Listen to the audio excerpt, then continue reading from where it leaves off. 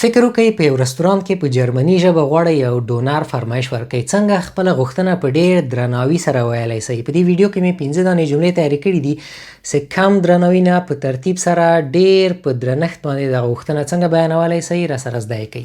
لومړی بیلګه ده ich will einen Döner. زه یو ډونر غواړم. داسې ده له درناوي نه پرته ده، په سور رنګ مې ښودلی ده. تاسې باید د غوښتنې په وخت کې د wollen له فعل نه کار وانخلئ. بله بیلګه ده einen Döner bitte. یو ډونر لطفاً. دا یو عادي بیلګه ده، عادي جمله ده، وخت نه وخت کارول کیږي.